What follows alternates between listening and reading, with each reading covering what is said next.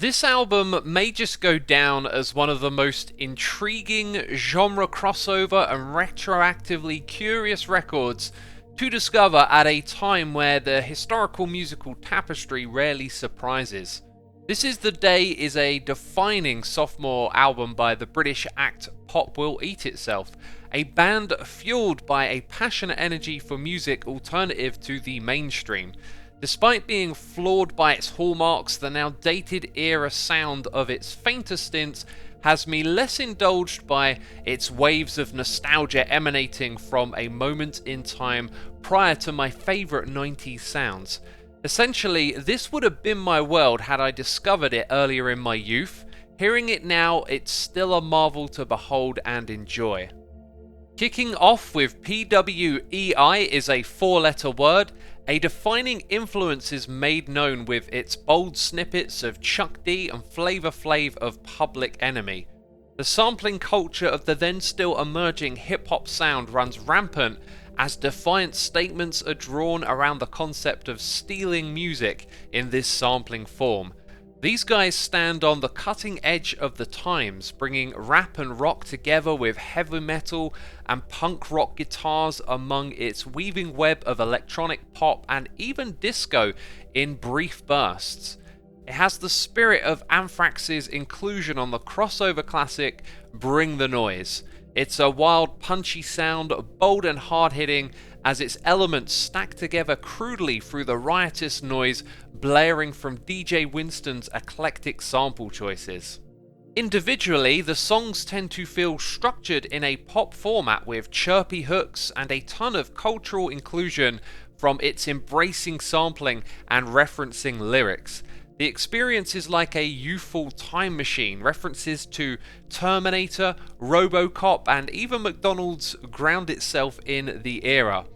Notably, this is where weak points gleam. Its silly refrain, "Give me Big Mac, give me fries to go," wrapped alongside the classic Funky Town melody, is both gaudy, geeky, yet admittedly quite fun. It's grown on me. The awkward leaning arrangements do have musical charm at its inspirational core. My other gripe were the crass English accents, a little stiff and engineered when rapping, but give it some merit, it's the late 80s style, simple but effective. Wrapped around its bold affront, the musicianship from Mole, Mansell, Crab and March is remarkable, a keen negotiation fostering the spaces between its sampling indulgences with timely riffs, melodies and grooves to lay a firm foundation for the madness. It's an organic, unraveling textile sound, morphing into songs as samples and programmed drums invade the percussion, bass, guitars and beyond.